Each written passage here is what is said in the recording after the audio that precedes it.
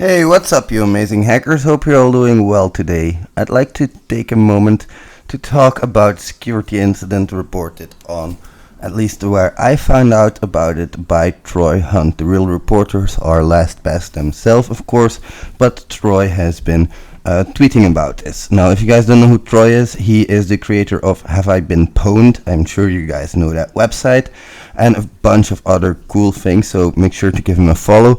I'll drop his Twitter account in the description below.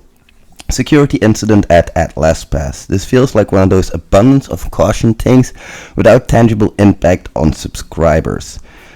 That's bad.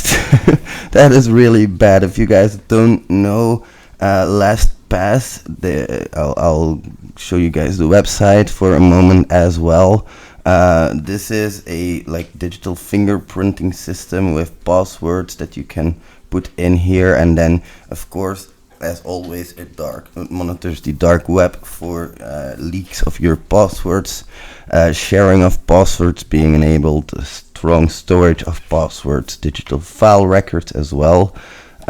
So quite a lot of things, basically a password manager.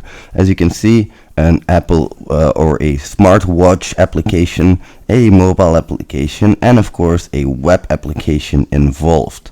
Now let's have a look at that blog post, shall we? Notice of recent security incident, and this was reported on August 25, 2022, which for me is about a day before. So to all LastPass customers, I want to inform you of a development that we feel is important for us to share with our LastPass business and consumer community.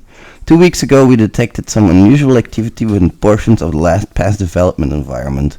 After initiating an immediate investigation, we have seen no evidence that, and of course it pops up for asking us for a newsletter, that this incident involved any access to customer data or encrypted password vaults.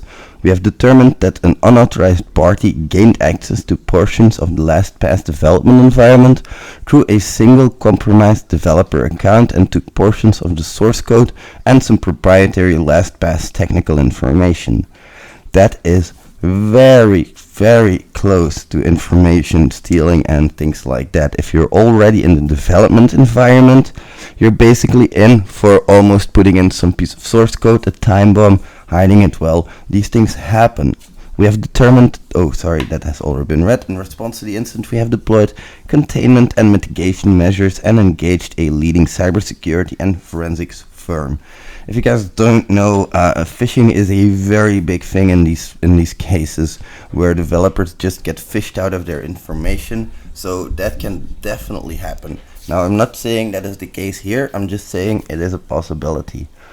They also say that the investigation is ongoing. They have achieved a state of containment, implemented additional enhancements, enhanced security measures, and they see no further evidence of unauthorized activity, which is really good, of course. I don't know how fast they were able to catch that between the moment of breach and the actual moment of catching, because if a long time goes over that, of course, that's a big problem. Now, since they talk about unusual activity being detected, I wonder what activity that is specifically. Was it the siphoning of source code that made them trigger an alert? Was it the developer making unauthorized commits that made it trigger an alert? I'm really interested to learn what that was. Based on what they've learned and implemented, they are evaluating further mitigation techniques to strengthen the environment, including a brief FAQ below of what anticipated to be the most pressing initial questions and concerns from us. They will continue to update us with transparency we deserve.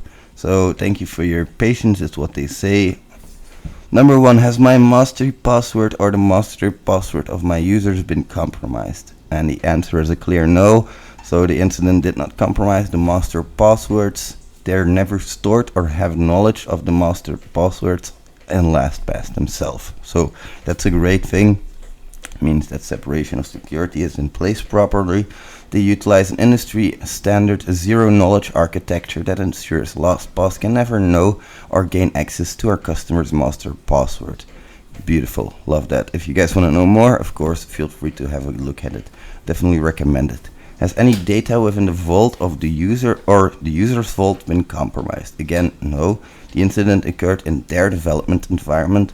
Their investigation has shown no evidence of any unauthorized access or to encrypted vault data. Wow, Wes, wake up.